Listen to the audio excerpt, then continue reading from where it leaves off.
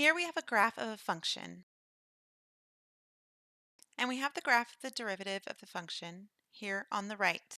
We are going to be using the first derivative test to discover where the graph is increasing, decreasing, and where the function has a relative max and/or a relative min. To make a sign chart, we start by taking the x-axis and drawing it out by itself. We are going to start by plotting the x values where the derivative f prime of x is equal to 0.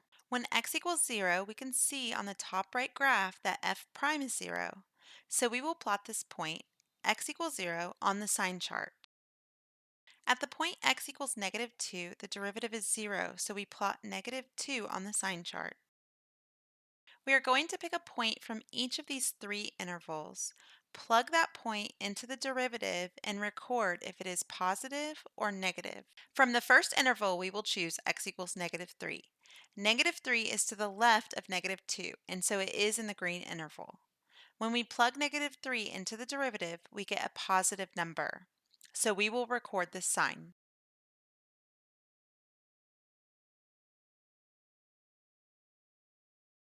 F prime of x, meaning the derivative, is positive at -3, so we record this with a plus sign. Now we will pick a point from the second interval. -1 is in between -2 and 0, and so we will choose this point. Plugging -1 into the derivative, f prime of x, gives a negative value. We will record this sign. For this interval, the derivative is negative, so we record this sign with a minus sign here. Now for the last interval, we choose x equals 1 because it is to the right of 0. Plugging into the derivative gives us a positive number.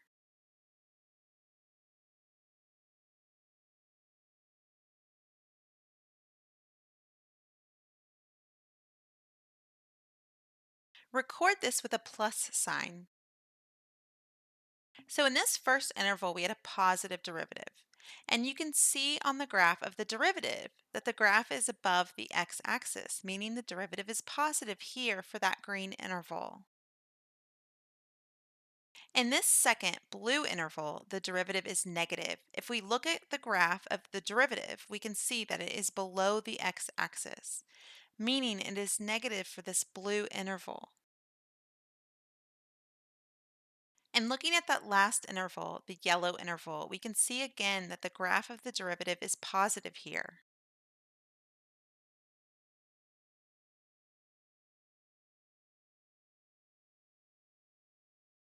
Now we have the signs of the derivative, and the next thing we want to do is to use that information to record if the graph of the original function, f of x, which is the left graph on our screen, is it increasing or decreasing.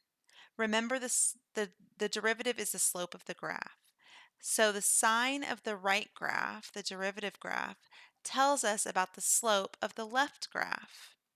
Is it going uphill or downhill? So if the derivative is positive, the slope of the left is positive, which means it is going uphill. It is increasing. If the slope is negative, then it's going downhill. It's decreasing. We will use the top of the sign chart to record information for the derivative. So we write f prime of x on the top of the sign chart, and the bottom to record information about the original function. So we write f of x at the bottom of the sign chart. The derivative is positive in the first interval, so that means our function is going uphill because it has a positive slope here. We draw an arrow going up, which means f is increasing. We can see on the left graph, the graph of f of x, that f is going up on the green interval.